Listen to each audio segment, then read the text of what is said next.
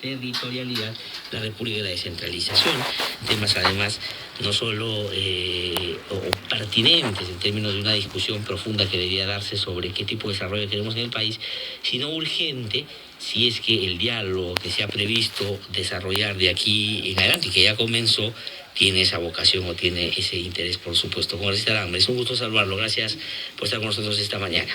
Muchas gracias por la invitación y ciertamente esperamos de que en estas semanas, que son días significativos, porque hay al mismo tiempo que el debate del presupuesto y de la política económica, el diálogo entre las diversas fuerzas políticas y la difusión masiva de una película donde todo el Perú se reencuentra consigo mismo. Sí, pues. Entonces, bueno, digamos, ojalá que todo eso permita que el Perú se vuelva a ver a sí mismo y no solamente mire la crisis de Toledo, la crisis de Alan García. O digamos que ojalá sea una película y no una foto, ¿no? Que es también el otro riesgo que puede que está vigente. Pero yo quería preguntarle y comenzar sobre eso, aprovechando de esta afirmación. Ustedes se van a reunir mañana en la tarde con el presidente del Consejo de Ministros y con seguramente algún grupo de colaboradores de algunos ministros en este proceso de diálogo. La primera pregunta es más bien... Está claro de entrada. Lo que ocurre es que hay un proceso en el cual, de manera consciente, el propio gobierno está desinformando sobre la izquierda. El gobierno nos planteó una reunión la semana pasada. Sí. Luego la modificó. Nosotros le aceptamos la reunión para el día martes y luego la modificó y nos dijo, ¿qué tal si nos reunimos el viernes 6? ¿Qué, pero no va a ser mañana entonces? Espera, pues, te termino de contar. Entonces el viernes 6 le dijimos, pero ¿por qué no vamos a ver el partido entonces? Aparentemente el gobierno no sabía que había partido. Pero lo que quería hacer era distraer. Te dijimos el viernes 6 de ninguna manera, tenemos muchas otras actividades ya comprometidas. Entonces el gobierno dejó ambigua la cosa y al final hemos quedado que va a ser el martes que viene, el martes 9. No va a ser mañana. No, es el martes 9, es el martes 9. Bueno, cosa que expresa, creo que por el dato que acaba de dar congresista, digamos que lo que está a la base de esto no es necesariamente lo que quisiéramos que sea, sino más bien cómo administrar y controlar los tiempos y buscar seguramente algunas cuestiones que puedan airar al gobierno. ¿Usted siente que hay una vocación real, que hay un interés, más allá de la necesidad que sí me parece urgente, ¿no?, de hablar con los sectores políticos? Pero ¿cómo lo están viendo ustedes? Yo creo que está asustado el propio gobierno, que se ha puesto a la cabeza de los grupos de la derecha plutocrática del Perú. Está asustado que se planteen propuestas alternativas, realmente serias, como la que plantea el Frente Amplio, el conjunto de la izquierda. Por eso es que uno escucha a los voceros del gobierno, hace poco Isla, en un programa de radio, decía qué fuerzas están en el diálogo y no mencionaba el Frente Amplio. Y uno se presta, pedía a todos los que escuchan que presten atención, cada vez que hablan de que hay un diálogo, justamente lo que no mencionan es que el Frente Amplio tiene una reunión ya fijada con el gobierno y tenemos propuestas establecidas. Y que había todo este juego de que mejor si vamos al fútbol a ver el diálogo ahí. Entonces, lo que ocurre es que hay un intento de hablar con aquellos que no van a decir casi nada, o que van a decir lo que el gobierno quiere que digan. Y que es repetir que la política económica, en lo fundamental, tiene que mantenerse, y que no hay ningún problema central, sino que ya bajó el tema de las vacas flacas, y luego seguir discutiendo los temas en los cuales la crisis del sistema de los partidos de derecha están en crisis muy seria. La crisis del partido aprista es ciertamente casi terminal y la crisis ahora del partido Perú Posible es muy fuerte con lo que está ocurriendo respecto de Toledo. Entonces quieren que ahí se centre la atención. Ahora, bueno, entonces vamos a sacar un ratito eso y después le voy a preguntar sobre esos dos últimos temas que usted ha mencionado. ¿Qué cosa es lo que el gobierno no quiere escuchar y sería bueno decirle? ¿Qué le van a decir ustedes? Lo que el gobierno no quiere escuchar es que actualmente estamos estamos ya en el inicio del impacto no solamente de la crisis mundial, sino de la crisis del modelo primario exportador, frente al cual el pueblo votó, eligió Humala y le dijo, tienes que hacer estas medidas. Y las medidas están en la política de la gran transformación. Tienes que desarrollar la infraestructura, tienes que construir las grandes infraestructuras macrorregionales, tienes que elevar las condiciones de vida de la población, tienes que mejorar los servicios de salud y educación. Para todo eso ha habido un periodo de recursos muy grande. Y ha habido propuestas planteadas en el programa del Gabinete Lerner, que fueron todas detenidas por el actual gobierno y especialmente por el ministro de Economía. Hemos tenido superávit fiscal en un momento donde el país requería inversión. teníamos el recurso, teníamos la necesidad, teníamos los proyectos. El proyecto más grande de la historia del Perú, 15.000 millones de dólares en el gasoducto surandino y la petroquímica, está definitivamente fuera ya de este gobierno. Pues, sí. Entonces, eso es lo que tiene que discutirse y tiene que retomarse en serio esas medidas de transformación que son imprescindibles para firmar el mercado interno. Ahora, pero digamos, por lo que se conoce y se sabe, y no es muy difícil intuir en torno al comportamiento político del presidente, ya su debilidad en términos de decisiones que vayan de cara a cambiar sustantivamente alguna cosa, y más bien un sometimiento al Ministerio de Economía. ¿Es posible, si ese esquema no cambia, que se pueda pensar y discutir esa cosa? Claro, porque ustedes le van a decir al presidente del Consejo de Ministros, el Consejo de Ministros va a decir que lo que están haciendo en salud es una manera distinta de hacer la gran transformación, de repente con otro estilo, pero es lo mismo. Están diciendo lo mismo de la educación, están diciendo lo mismo del programa del servidor público, etcétera. Es decir, hay un esquema ahí de gobierno, y si no cambia ese esquema, digamos, claro, pueden anotar lo que se le dice, pero me parece que no tienen ese interés. Lo que pasa es que el esquema que hay ahora es el esquema que implantó la dictadura fujimorista, el esquema neoliberal en el cual el país no invierte en su población, no invierte en mejorar el empleo, sino invierte en facilitar grandes ganancias de algunos pequeños grupos y reconcentrar cada vez más toda la economía, reconcentrar la vida política inclusive.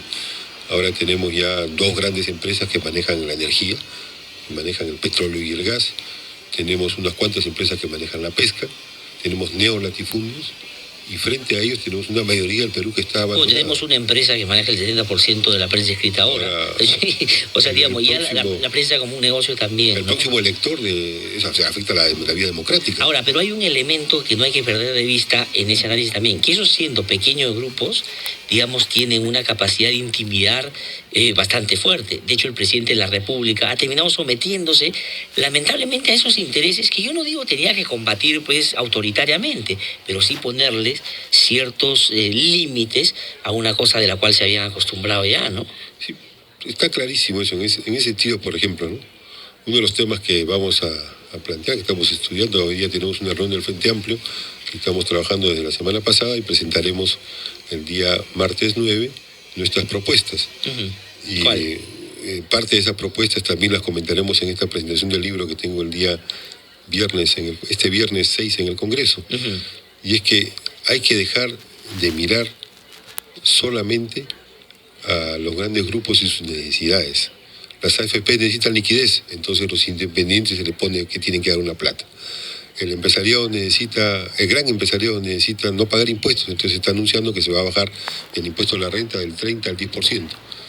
Entonces, lo que tiene que mirar es el país. Claro, los mineros quieren meterse a cualquier lado y flexibilizan todas las normas medioambientales para que puedan, bajo el rótulo, además de darles facilidades. Y esa facilidad lo que nos lleva es una mayor crisis. Lo que se requiere ahora es mirar el mercado nacional, las potencialidades nacionales, los recursos nacionales, las fuerzas productivas nacionales, que son los campesinos, que son los agricultores. No hay crédito para ellos, no hay apoyo para ellos.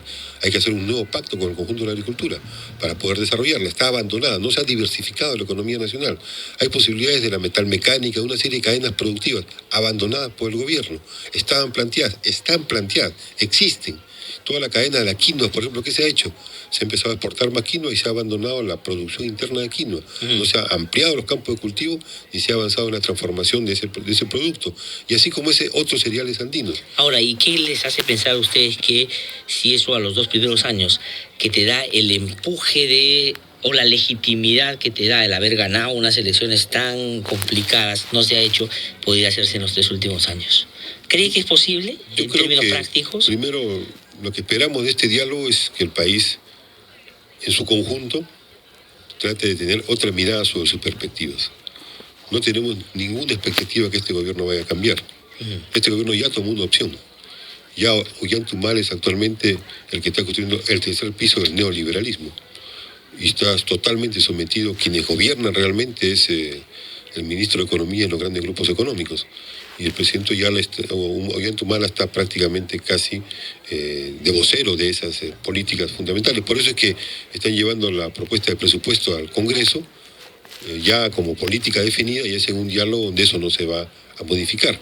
Pero nosotros sí esperamos de que este diálogo democráticamente, desde el punto de vista político, sirva para que el conjunto de fuerzas del país pensemos qué medidas son imprescindibles, qué políticas públicas deben hacerse y que pueden y requieren que se hagan. Y eso es lo que nosotros vamos a presentar. El gobierno tenemos muy claro qué opción ha tomado. Pero sabemos que las políticas de un país dependen de las correlaciones de fuerza de esa sociedad. Y si el país se mira a sí mismo, si va a ver sus fuerzas productivas que están abandonadas, pero que tienen potencialidad, el país puede reaccionar y el gobierno puede verse obligado a modificar algunas cosas. Pero eso, digamos, ahora hay sobre la mesa varios elementos que han ido como dando aviso de disconformidad de distintos sectores con el gobierno, sobre todo los que lo apoyaron desde el comienzo. Pero el gobierno no ha tomado nota y ha insistido en una lógica que usted bien ha resumido de continuar con las cosas que venían del gobierno anterior y que vienen efectivamente desde antes inclusive.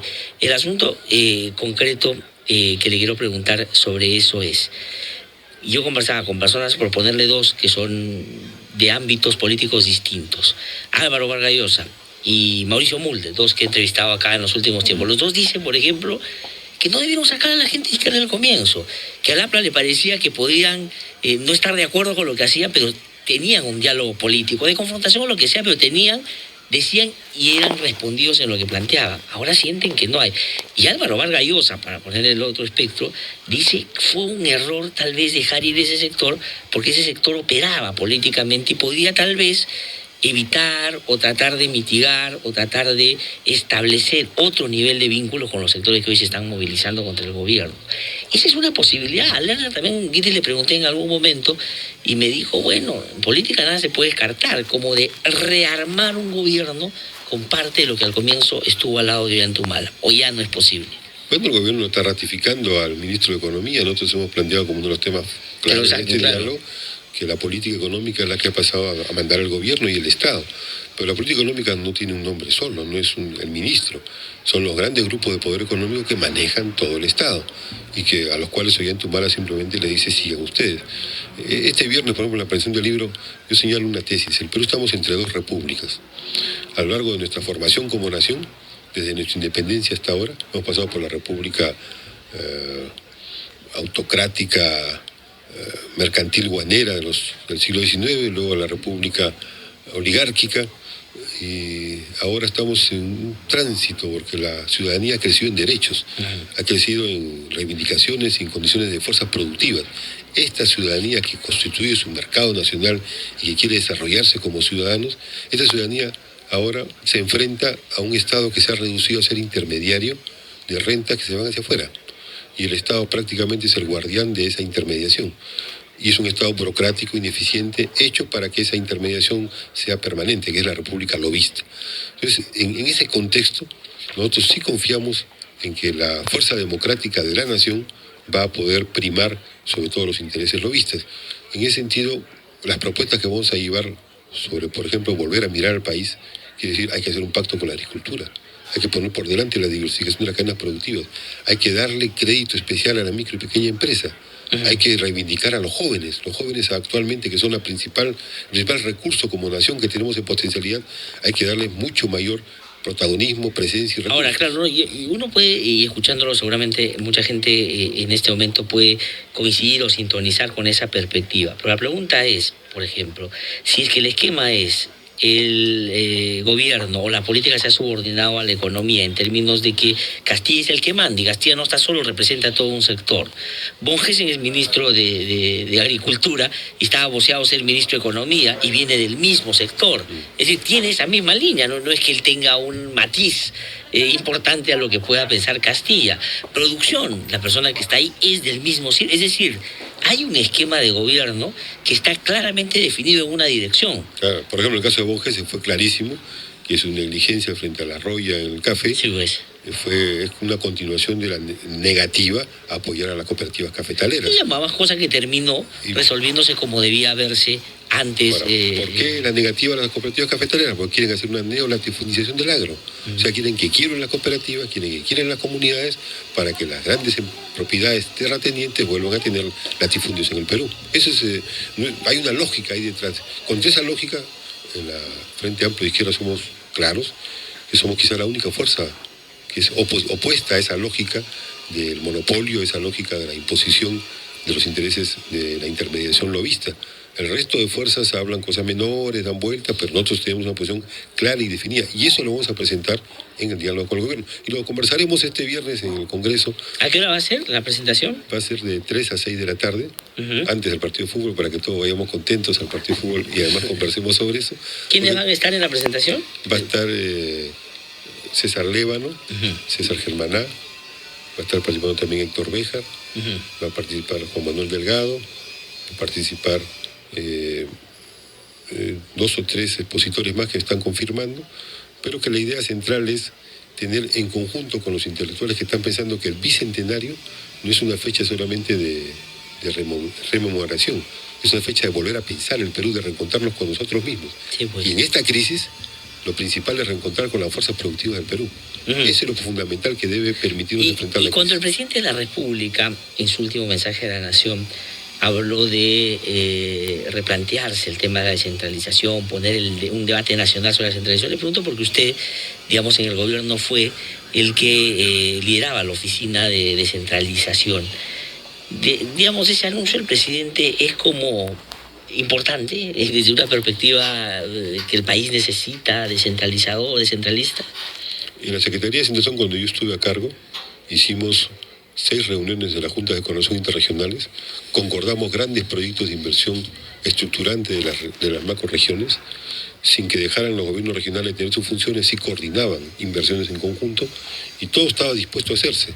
Este gobierno ha paralizado todo eso, por eso no tenemos en el sur la petroquímica y el gasoducto, no tenemos el gran eje interoceánico que une la costa de Arequipa, Moquegua y Tacna con Bolivia y con Brasil, no tenemos en el norte todo el proyecto del crudo pesado en la Amazonía y el desarrollo de la refinería Talara y de los lotes petroleros recuperados para Petroperú en Talara. No tenemos la afirmación de la micro y pequeña empresa en el conjunto del país. Todos los temas que fueron concordados en esa oportunidad como base por una descentralización productiva. Lo que tenemos ahora es un crecimiento impresionante de lo que se llama la recentralización logística. La fibra de alpaca, esta alpaca que ahora está sufriendo por el friaje, esa fibra de alpaca es parte de una cadena productiva que ha sido abandonada. Y esa cadena productiva ha sido abandonada desde la propia manejo de la alpaca hasta el destino final para su exportación. ¿Sabes por dónde se exporta la fibra de alpaca? No se exporta por Matarani, se exporta por el Callao. Entonces ahora la situación logística hace que el Callao hayan reducido los sitios de embarque y acrecentado los elementos que se embarcan, que se exportan, y no hay vías de acceso. Entonces es un caos el Callao, y como lo han privatizado una empresa que no sabe manejar graneles, ahora el embarque en graneles es 3 veces el tiempo de lo que embarcaba en Napo. Entonces tenemos una situación muy complicada de recentralización logística ineficiente además. Ahora, 2 últimas preguntas que tienen que ver con lo que usted dijo que no debería ser lo principal, pero digamos es lo que llama la atención. La situación de Toledo y Alan García. Toledo, digamos, con más elementos ahora de un vínculo no periférico, sino más bien protagónico, diría yo, en este caso de Cotevi, La Plata, que viene, no se sabe de dónde exactamente, y que le ha terminado pagando las casas, de las que él dijo son las únicas propiedades que tiene. Y Alan García por el tema de los narcoindultos. ¿Cómo ve, digamos, esas 2 personas políticas importantes, ¿no? Yo veo estos temas como un tema de la reforma política. El sistema político está alejado de los ciudadanos. El sistema de representación y ejercicio del poder. Por eso ahí puede haber crisis, que es la crisis de Alan García y sus negocios, y otra crisis de Toledo y los partidos. Él hizo un estudio, el jurado de elecciones y la OMP, en el cual demostraba que hay 16 partidos inscritos en el Congreso, pero que casi no existen en la sociedad. No hay ciudadanos activos organizados en la voluntad política que son los partidos. Nosotros creemos que hay que rehacer el sistema de partidos, reestructurarlo. Y planteamos una reinscripción general de todos los partidos a partir de comités de ciudadanos que sean los responsables fundacionales de los partidos en las principales provincias del Perú. Hay que modificar el actual sistema. Ahora, pero la izquierda o el sector progresista del que usted es parte podrá consolidarse, no sé si al 2014, que es el próximo año, para el 2016, como una fuerza que salga de la discusión sobre cómo organizarse más en torno a los liderazgos, sino más bien cómo organizarse de cara justamente a enganchar con la población, porque las elecciones se ganan con votos, y si tú no estás vinculado a la población, por más que tengas grandes propuestas y grandes discusiones. El otro día me contaba, decía, ¿cuál ha sido la discusión del Grupo Izquierda el otro día? Ver si en Lima incorporan a Yude Simón y su movimiento a las elecciones. Le digo, o sea, digamos, si por ahí están discutiendo, olvídense que el 2016 puedan tener algún protagonismo. Por eso te invito a que vayas a la presentación del libro, porque ahí son otros los temas que estamos discutiendo. No, pero lo que quiero, digamos... Entonces, ¿cuáles son los temas que estamos discutiendo? La izquierda, ciertamente, tenemos que asumir un nivel autocrítico. Tuvimos un protagonismo muy fuerte en la década del 80. Barrantes pudo haber sido presidente, o luego, cuando vamos a la dictadura de Fujimori, Mome pudo haber sido presidente, o sea, puede haber un gobierno de izquierda amplio de convocatoria nacional, y la izquierda se aleja de las fuerzas nacionales. Pero el 2011, esa izquierda apoyó a Humala, y Humala ganó la elección. No solamente el 2011, hay una cosa que es un hecho político trascendente en el país.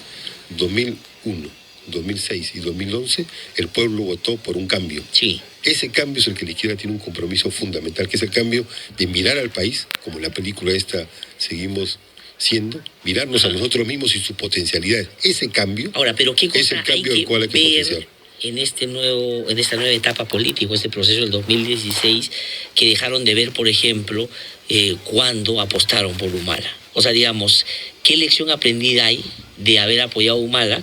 Que, digamos, sin el soporte de ese grupo del que usted es parte, Humala no hubiera ganado las elecciones. Pues, ¿quién se ponía a discutir con toda la gente que ponía del otro lado para tratar de traerse abajo la candidatura? Ustedes. El asunto es... Dice, ¿cuál es nuestro error en ese caso? Es. No haber apoyado a Humala. Ahí no estaba el error, porque el pueblo quería un cambio. No, yo sé, pero digamos... El error está en no habernos organizado. Ajá. El error no haber organizado una fuerza política que sea una fuerza aliada del Partido Nacionalista. El error haber estado con grupos que son grupos de opinión, pero que no son grupos que activan como representación política y que tengan una base en la propia ciudadanía. O sea, esos comités provinciales, fundacionales, no existían. Claro, que yo soy esta persona, pero tengo detrás toda esta organización. Existe un movimiento organizado que es el protagonista. Manuel Dávila ha estado con nosotros. Muchísimas gracias por haber venido esta mañana. Hasta otro momento. Nos vemos el viernes. Exactamente. Vamos a una pausa y regresamos.